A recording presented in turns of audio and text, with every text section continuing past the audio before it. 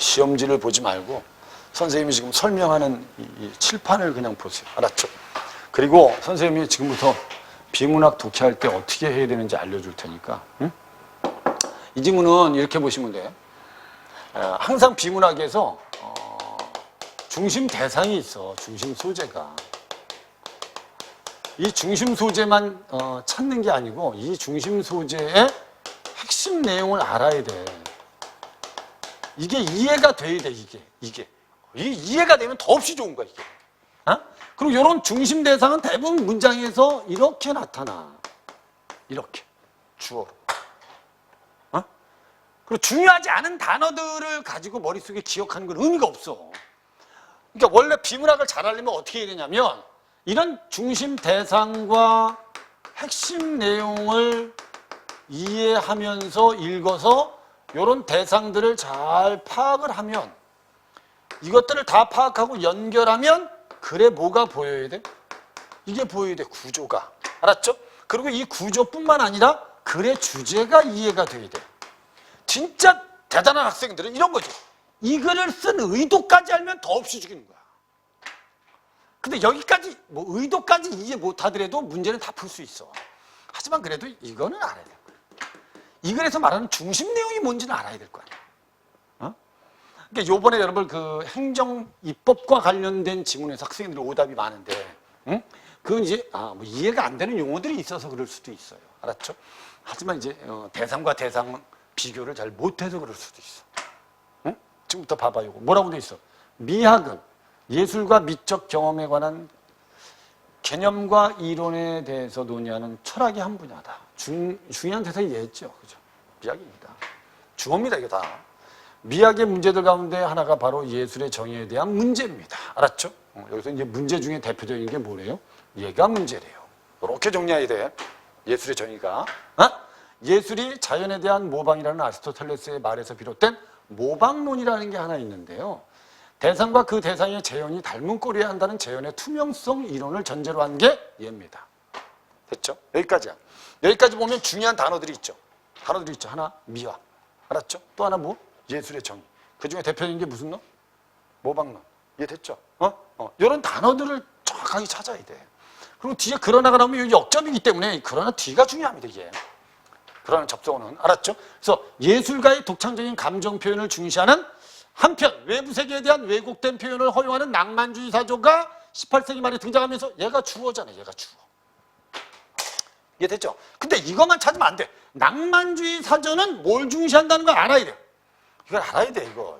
그럼 너희들 생각해봐. 모방론은 대상을 닮은 꼴로 재현하면 돼. 병철이를 거의 똑같이 그림으로 그려놓으면 걔가 예술이야.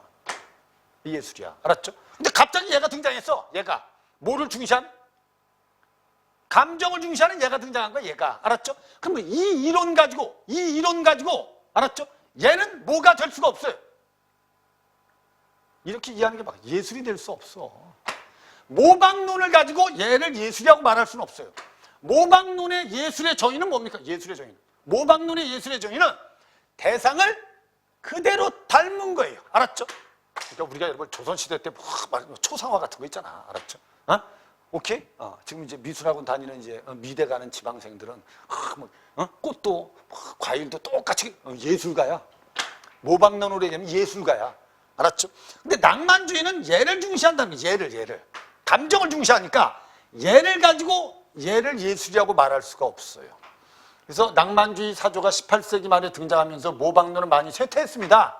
이해된 거죠? 쇠퇴했어요. 이제 모방을 필수 조건으로 삼지 않는 낭만주의 예술가의 작품을 예술로 인정하려면 얘 말고 뭐가 있어야 돼요?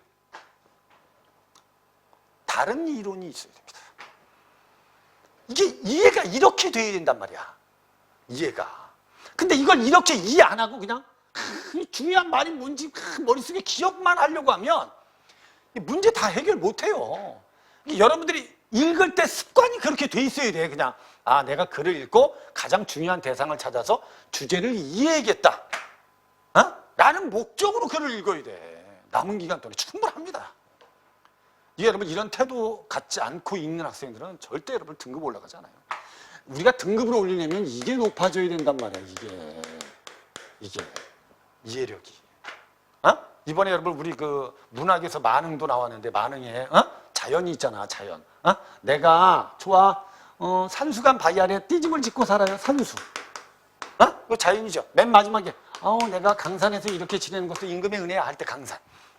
그럼 우리가 여기까지 이해력이 가져야 된다는 거지. 그러니까 원래 자연이라는 건 이렇게 내가 실제로 즐긴 거 또는 내가 실제로 생활하는 구체적인 공간일 수도 있고 누구를 떠올리는 공간일 수도 있어요. 누구를 떠올리는 공간일 수도 있어. 임금의 은혜를 떠올리는 공간일 수도 있는 거야. 알았죠? 아니 우리가 여러분 매화라는 걸 보고 어떤 사람이 매화꽃 너무 아름답다 라고 느끼는 사람도 있고 매화를 통해서 절개를 느끼는 사람도 있잖아. 그럼 매화꽃이 아름답다고 느끼는 사람은 구체적으로 매화꽃을 뭐 하는 거고? 향유하는 거고 향유. 알았죠? 매화꽃에서 지조나 절개를 느끼는 건 매화를 통해서 정신을 느끼는 겁니다. 그럼 이러면 구체적인 거고 이러면 관념적으로 느끼는 겁니다. 여기까지 이해가 돼야 되는 거예요, 사실은. 가져야지 여러분 이게 뭐 용어가 조금 바뀌더라도 문제를 맞출 수 있는 거거든. 그러니까 국어를 잘하려면 이해력을 높이는 게 중요한 거야. 그러니까 어떤 학생은 글의 대상만 찾을 수 있고 이해가 안 되는 학생이 있고 어떤 학생은 대상과 함께 핵심어도 다 이해가 되는 학생이 있고 어떤 학생은 그것도 이해가 되는데 중심 내용뿐만 아니라 글의 구조도 보는 학생이 있고 어떤 학생은 이 글을 쓴 의도까지 아는 학생이 있다는 거야. 너희들 행정 입법과 관련된 지문에서 가장 중요한 의도는 뭡니까? 국회에서는 여러분들 법을 만들 때 절차가 복잡해요. 오케이? 오래 걸려요. 근데 아니 바로 당장 지금 국민들에게 어떤 행동을 규제해야 되는데 알았죠? 당장 법을 만들어요. 당장. 그럼 여러분 국회에서 만들 수가 없지. 그래서 어디서 만들 수 있다는 거예요? 그래서 지방자치단체에서 만들 수 있다는 거야. 그게 원래 글을 쓰는 의도예요. 그러니까 국회에서 만드는 법과 알았죠? 지방자치단체나 행정부에서 만드는 법이 있는데 왜 국회에서 법을 다 만들지? 왜 행정부에서도 법을 만드냐? 그걸 이해하는 게 가장 중요한 거죠, 사실. 거기까지 가주는 게 중요해요. 가야지 사실 3점짜리 맞출 수 있는 거예요. 그러니까 이걸 읽을 때도 여러분 제발 대상들만 이렇게 찾는 것도 중요한데 핵심어를 알아야 됩니다. 미학, 문제, 예술의 정의. 알았죠? 그 중에 대표적인 미학이 모방론. 모방론은 이거는 이해해야 돼, 이거. 재현을 닮아야 돼. 근데 낭만주의는 감정을 중시해. 알았죠? 그럼 결국 이거 가지고 얘가 예술이 되지 않아. 그러니까 새로운 뭐가 필요하다? 예술론. 이렇게까지는 부드럽게 이해가 되죠. 연습 많이 하면 돼. 이거 남은 기간 동안에. 그러니까 일단 지문을 읽을 때 머릿속에 뭘 전제로 하고 읽어. 나는 이거를 이해하려고 할 거야. 안 되면 결국 비교해서 푸는 거야. 실전에서는. 밑에 20세기에 콜링우드가 진지한 관념이나 감정과 같은 예술가의 마음을 됐죠. 예술의 조건으로 주장한 표현론을 제시한다. 표현론을 제시하여 이 문제를 해결했습니다. 그러면 이 표현론 때문에 낭만주의 작품들은 뭐가 될 수 있는 거니 이제? 표현론이란 미학, 예술 이론이 딱 등장하면 낭만주의 예술가들의 작품은 뭐가 될 수 있어요? 이제? 예술이 될 수 있는 거야. 무슨 말인지 이해됐죠? 얘가 만들어진 이유가 그거야. 얘 때문에 이제 낭만주의 작품들은 낭만주의의 감정을 중시하는 작품들은 뭐가 될 수 있는 거예요? 얘 때문에 예술이 될 수 있는 겁니다. 선생님 무슨 말인지 이해됐죠? 얘 때문에 예술이 될 수 있는 거예요. 오케이? 이렇게 읽어야 돼, 이거 읽을 때. 그 다음에 그에 따르면 진정한 예술작품 물리적 소재를 통해서 구성될 필요가 없는 정신적인 대상. 이건 똑같은 문장이니까 필요 없는 거죠. 그럼 우리는 요 단어하고 뭐만 알면 돼? 요 단어만 알면 돼. 낭만주의는 뭘 중시한다? 감정. 이거만 알면 돼. 낭만주의는 뭐? 감정. 이해됐죠? 그리고 표현론은 바로 예술가의 뭘 중시한다? 마음. 알았죠? 그러면 낭만주의 작품도 뭐가 될 수 있다? 예술. 이렇게 이제 연결이 돼요. 그 다음에 또한 이와 비슷한 시기에 만들어진 게 하나 있는데 그게 뭐다? 작품 자체의 고유한 형식을 중시하는 형식론이 발전했습니다. 형식론은 예술 감각이 있는 비평가들만이 직관적으로 식별할 수 있는 정의는 불가능하지만 의미 있는 형식을 통해서 비평가들에게 뭐를 유발하면 비평가들에게 미적 정선을 유발하면 뭐가 될 수 있어요? 예술이 될 수 있대. 그러면 낭만주의 작품을 딱 봤는데 병철이가 비평가야. 알았죠? 작품을 딱 봤는데 오, 그림이 느껴지는데 이러면 그 낭만주의 작품도 뭐가 될 수 있다는 거야. 그치? 예술이 될 수 있다는 거야. 이렇게까지 읽는 게 맞는 거거든 사실은. 근데 이게 한 번에 되겠냐 이거지. 어? 그러니까 지금부터 수능 남은 기간 동안에 비문학 지문 연습할 때 한 번 읽고 주제가 보이지 않으면 다시 한 번 또 읽어보고, 알았죠? 또 안 보이면 어려운 지문은 또 한 번 읽어보고, 또 어느 정도 이해가 되면 그때 한번 문제를 다 맞춰보는 이런 경험들을 좀 하셔야 돼. 이런 경험들을. 그냥 시간 무조건 무슨 7분, 8분 그 안에 풀어야 돼. 원래는 여러분 이해력이 좋고 성적이 좋은 애들일수록 시간 딱 재놓고 풀면 더 잘 풀어. 얘네들은 이미 이해가 올라가 있기 때문에. 근데 이해력이 안 돼 있는 학생들한테 여러분 시간 딱 재놓고 요 안에 풀어봐! 너 어떻게 풀겠어 얘네들이. 그러니까 지금부터 비문학도 여러분 문학도 똑같아. 무슨 역을 높여라. 남은 기간 동안에 이해할 수 있는 걸 더 많이 만드는 게 중요해. 이해된 거죠 여기까지? 그러면 여기서 말하는 이 표현론과 형식론 때문에 낭만주의 작품들은 뭐가 됐어요 이제? 예술이 됐어요. 예술이. 그럼 정리하면 이거야. 간을 정리하면 이거야. 간은 원래 예술 미학 중에 모방론이 있어. 모방론은 여러분들 재현이야, 재현. 근데 문제가 하나 생겼어. 무슨 문제야? 낭만주의 예술이 생긴 거야. 낭만주의가 등장한 거야. 그럼 얘를 가지고 얘를 예술이라고 말할 수가 없어. 알았죠? 그래서 이 문제를 해결하기 위해서 새로운 미학이 등장했는데 그게 뭐다? 표현론하고 무슨 논이다? 표현론하고 형식론이다. 그래서 이 표현론하고 형식론 때문에 낭만주의 작품은 뭐가 됐어? 예술이 됐어. 알았죠? 근데 문제가 또 하나 생겼어. 뭐가 생겼니? 얘가 문제야, 얘가 이제. 얘가 뭐라고 돼 있어? 20세기 중반에 뒷상이 병기를 가져다 놓고 전시한 쌤이라는 작품은 예술 작품으로 인정되지만 그것과 형식적인 면에서 차이가 없는 일반적인 병기는 예술 작품으로 인정되지 않는 이유를 설명하지 못하게 되자 다시 두 가지 대응 이론이 또 만들어진 거야. 두 가지 대응 이론이 만들어진 거 얘네들 가지고 뭐를 설명할 수가 없니 이제. 쌤이 예술인데, 알았죠? 이 쌤과 일반 변기가 얘는 왜 예술이 이해 안 되는데 임마. 이 자식 니도 설명해봐 자식아. 설명을 못하는 거야. 그래서 얘네들을 설명하기 위해서 뭐가 등장한 거야? 새로운 두 가지 이론이 또 등장한 거야. 이해되죠? 그럼 이 두 가지 이론 때문에 얘도 뭐가 될 수 있는 거야. 얘네들 가지고는 얘를 예술로 말할 수 없어. 이해되죠? 얘네들 가지고 얘를 예술로 말할 수 없어. 그러니까 그럼 너희들 생각 이걸 우리가 정확하게 예술 이론, 즉 미학은 시대가 발전하면서 범위가 점점점 넓어졌을까, 좁아졌을까? 점점 넓어진 거지. 알았죠? 옛날에는 요것만 예술이었는데 좀 요것도 예술이 되고, 알았죠? 좀 시간이 흐르니까 얘도 예술이 되고, 그죠? 그리고 여기에는 여러분 뭐가 있니? 여기에는 시대의 흐름이 있니 없니? 이건 있는 거야.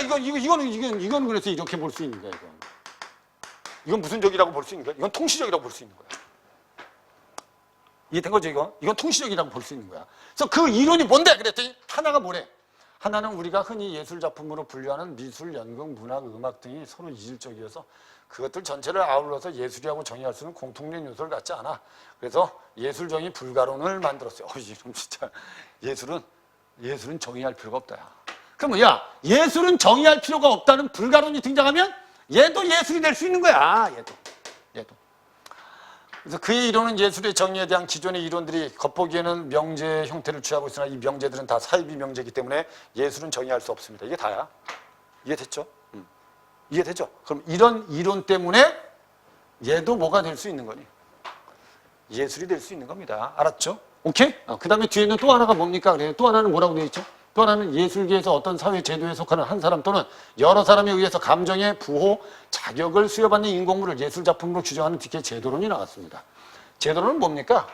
제도론은 밑에 보면 하나의 작품이 어떤 특정한 기준에서 훌륭함으로 예술작품이라고 부를 수 있는 평가적인 이론들과 달리, 됐죠?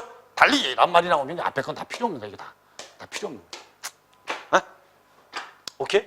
달리 디키의 견해는 일정한 뭐가 절차와 관련을 거치면 뭐가 된다? 예술이 된다. 이게 제도론이야. 이게 핵심 내용이란 말이야. 이걸 놓치면 안 된다는 이걸. 그럼 제도론의 핵심은 절차만 갖추면 예술이야. 그럼 쌤도 변기를 달아놓고 밑에 제목을 달았어. 이런 과정을 거쳤어. 근데 집에 내가 볼일 보는 병기는 일단 이런 절차를 거치지는 않았어. 그러니까 쌤은 절차를 거쳤기 때문에 예술이고, 알았죠? 병철이가 볼일 보는 병기는 절차를 거치지 않았기 때문에 이건 예술이 될 수 없다는 거야. 그럼 제도론 때문에 얘도 뭐가 된 거야? 예술이 된 거야, 예술이. 이걸 시대적인 흐름으로 쓴 거야. 그럼 중심 내용하고 핵심 내용을 알면 이제 글의 흐름을 볼 수 있다는 거지. 그럼 이 글에서 말하고자 하는 건 뭐니, 결국? 이 글에서 말하고자 하는 거, 가에서 말하고자 하는 가장 핵심 내용은 뭐니? 뭐의 변화를 쓴 거니, 이거 사실? 얘들아, 뭐의 변화를 쓴 거니? 미학의 변화를 쓴 거야, 사실은. 미학의 변화를 쓴 거야. 가지문의 핵심은 맨 처음에 미학은 모방론이었다. 낭만주의가 등장하면서 표현론이 등장하고 형식론이 등장했다. 쌤이 등장하면서 불가론과 제도론이 등장했습니다. 그래서 이게 시대 흐름에 따라서 미학, 지금 예술에 대한 정의가 어떻게 바뀌었는지 쓴 거예요, 사실. 다는. 이렇게 글의 중심 내용을 잘 파악하면 글의 구조도 잘 보인다니까, 이게. 근데 이 밑에 나는 이건 더 쉬웠던 거예요, 사실. 가보다는. 그리고 요번에 첫 번째 나온 문제는 이건 알아둬야 될 것 같아요. 올해는 여러분들 아마 비문학에서 선생님 20번 형태의 문제는 출제될 수 있다고 생각합니다. 거기 그래서 나는 예술작품을 어떻게 감상하고 비평해야 하는지에 대해서 다양한 논의가 있다. 예술작품의 의미와 가치에 대한 해석과 판단은 작품을 비평하는 목적과 태도에 따라 달라진다. 예술작품에 대한 주요 비평 방법으로 맥락주의하고 그럼 중심 대상은 얘지 뭐, 그죠? 이해되죠? 그 다음에 이제 거기에 해당하는 게 요 세 가지가 있다. 그 중에 첫 번째가 얘다. 알았죠? 요 대상 찾기는 아주 쉽잖아. 근데 대상을 찾기 쉬운 대신 뭐는 정확히 알아두라 그랬어요. 요 대상이 무슨 의미인지 핵심어는 알아둬야 돼. 핵심어는.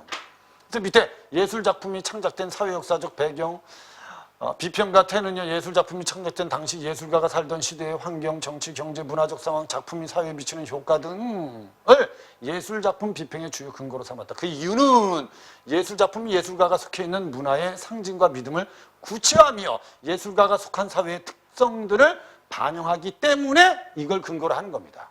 반영하기 때문에 이걸 근거로 하는 거야. 알았죠? 그 다음에 또한 맥락주의 비평에서는 작품이 창작된 시대적인 상황 외에 작가의 심적 상태와 이념을 포함하여 가급적 많은 자료를 바탕으로 작품을 분석해. 그 대표적인 게 바로 이걸 중시한다는 거야, 맥락주의가. 이해되죠? 맥락주의는 이걸 더럽게 중시해. 객관적인 자료를 엄청 중시한다는 거야. 그러니까 맥락주의에서 작품을 감상하려면 자료들을 진짜 많이 뽑아야 돼. 이 지문을 이해할 때 문학을 감상할 때 우리 무슨 적 있었죠? 내재적 감상, 외재적 감상 있잖아. 시대적인 배경, 작가의 삶 이걸 통해서 감상하는 게 있잖아. 그럼 맥락주의는 거의 외재적 감상에 가깝다고 봐야 돼요. 그러니까 역사적인, 정치적, 문화적인 작가에 대한 자료를 다 모아서 그걸 가지고 분석을 하는 거야. 그게 맥락주의 비평이야. 근데 이 맥락주의는 너무 객관적인 자료를 중심으로 해. 알았죠? 그래서 작품을 비평하려는 맥락주의는 자칫 작품 외적 요소에 치중하여 작품의 핵심적인 본질을 훼손할 우려가 좀 있다. 문제가 좀 있다는 거죠. 그죠? 그래서 이런 맥락주의의 문제점을 극복하기 위해 등장한 게 이 형식주의하고 인상주의다. 이렇게. 알았죠? 그럼 형식주의는 뭡니까? 그럼 예술작품, 아까 우리 무슨 논 있었지? 아까 앞에 우리 무슨 논이라는 거 있었지? 표현론 말고? 형식론이라는 거 있었잖아. 알았죠?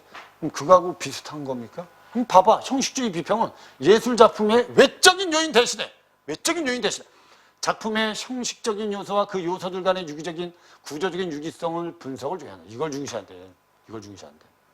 그럼 여러분 우리가 원래는 형식주의 하면 요 말은 좀 알아야 된다는 거죠. 요 말은. 프리드와 같은 형식주의 비평가들은 작품 속에서 표현된 사물, 인간, 풍경 같은 내용보다는 보다란 말은 비교기 때문에 이것도 앞에 있는 게 필요 없는 거야, 이게. 알았죠? 선이나 색과 형태의 조형 요소 이게 똑같은 말이에요. 알았죠? 똑같은 말이란 말이야. 요소와 비례, 율동, 강조 등과 같은 조형 원리를 예술작품의 우수성을 판단하는 기준으로 삼는다. 무슨 주의죠? 형식주의 비평입니다. 됐죠? 그 뒤에는 뭐가 있는지. 인상주의 비평이 있습니다. 인상주의는 뭐가 중요합니까? 그랬더니 모든 분석의 비평에 대해서 회의적인 시각을 가지고 있어서 예술을 어떤 규칙이나 객관적인 자료로 판단할 수 없다고 보고 훌륭한 비평하는 대작들과 자기 자신의 영혼의 모험들을 관련시킨다라는 비평가 프랑스의 말처럼 인상주의 비평은 비평가가 다른 저명한 비평가의 관점과 상관없이 자신의 생각과 느낌에 대해서 자율성과 창의성을 강조한다. 즉! 이게 동격이거든. 이 앞에 있는 말이 무슨 말인지 몰라도 알았죠? 요 말 뒤에 있는 걸 이해하면 돼. 요 뭐라고 돼 있죠? 인상주의 비평은 작가의 의도나 그 밖의 외적인 요인들을 고려할 필요가 없어요. 됐죠? 더 중요한 건 얘가 중요하다. 이렇게 돼 있잖아. 그럼 인상주의에서 중요한 말은 요 말입니다. 비평가의 무슨 의지? 자유의지. 비평가가 작품 보고 나서 자기 멋대로 해석하면 됩니다. 자기 생각대로. 그게 인상주의입니다. 이해된 거죠? 그럼 핵심어들이 딱 나오잖아. 맥락주의는 뭘 강조하죠? 객관적인 자료. 알았죠? 형식주의는 뭘 강조하죠? 작품의 내적인 형식. 이해됐죠? 인상주의는 뭘 강조하죠? 비평가의 자유의지. 요 정도의 핵심어들은 찾을 줄 알아야 된다는 거지. 독해할 때. 근데 이게 어느 정도 자연스럽게 돼 있는 사람들은 이걸 의도하지 않아도 지문을 빨리 읽고 핵심 내용을 이해하고 이해 안 되는 것은 선택지를 보며 지문을 보면서 비교해서 푸는 이게 아주 자연스럽게 돼. 이해력이 되는 사람들은. 근데 이해력이 안 되는 사람들은 비교하는 능력도 떨어진다니까. 그래서 밑에 이 문제가 이게 출제 가능성이 좀 있다는 거죠. 이게. 그래서 뭐라고 돼 있어요? 가나의 공통점.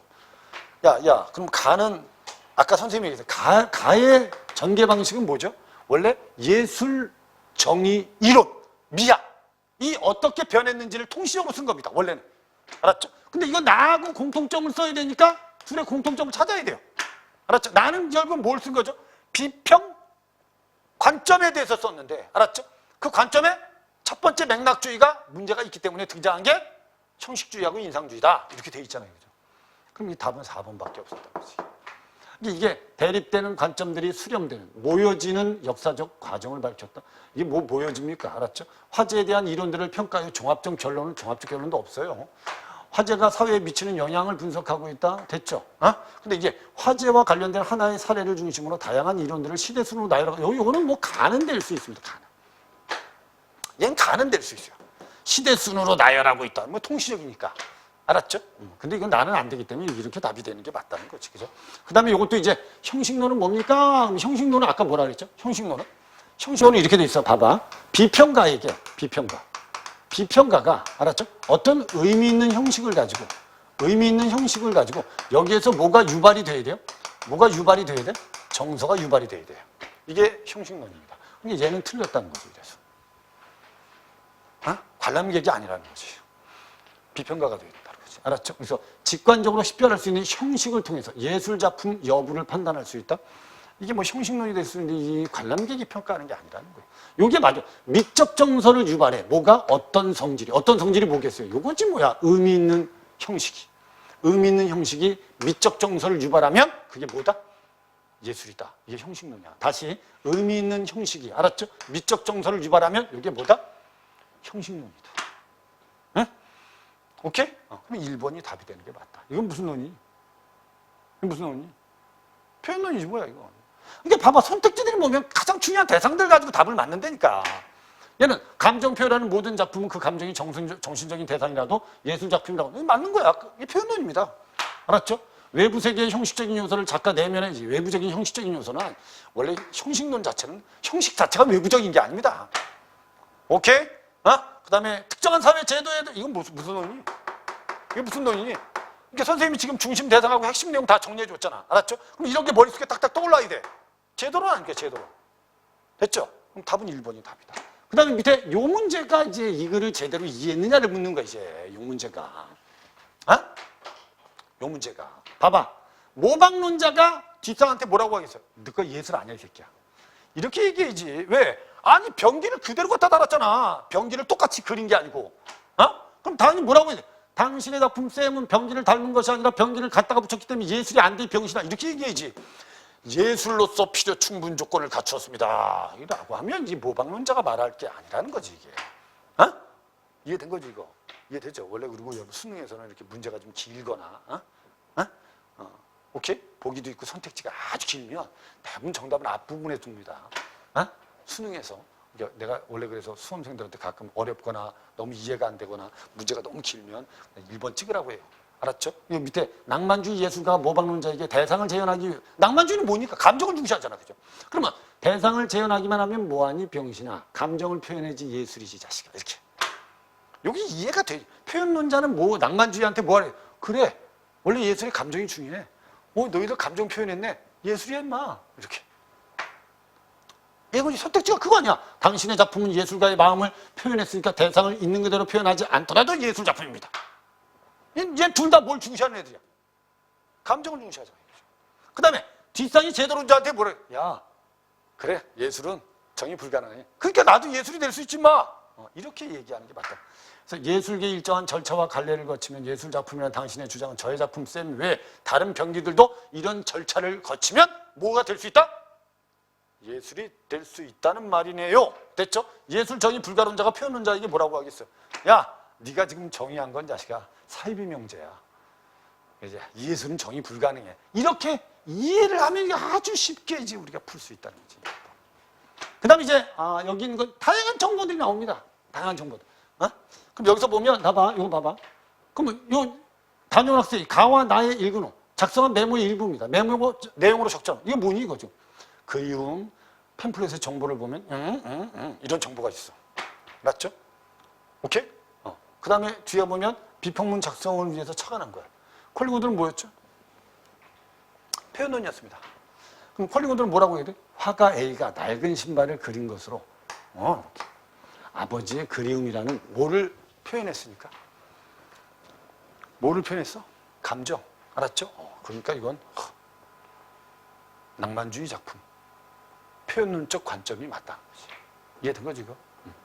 그 다음에 이제 디키 관점. 디키는 뭐였죠? 디키는 뭐였니? 제도론이죠.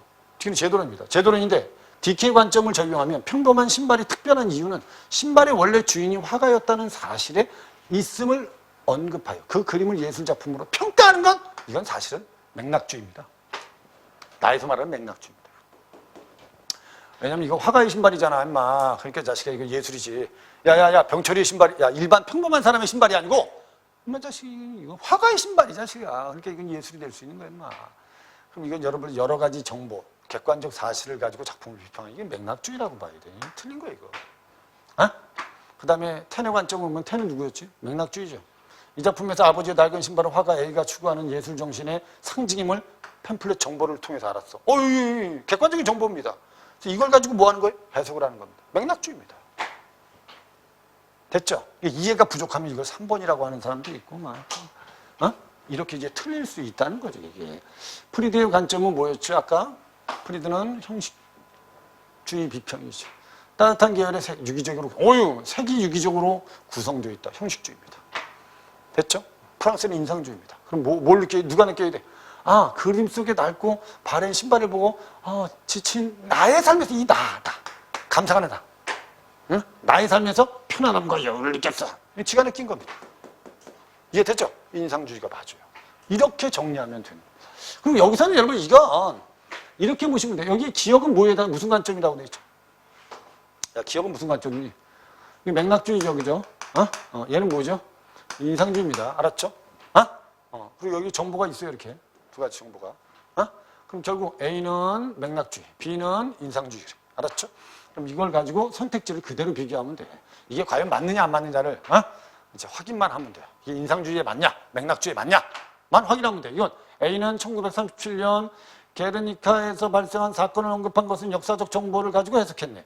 A에서 비극적 참상을 전 세계에 고발하였다고 서술한 것은 작품이 사회에 미치는 효과가 드러났네. 이게 다 있잖아, 그죠? 이게 맥락주의 관점입니다, 이게 다.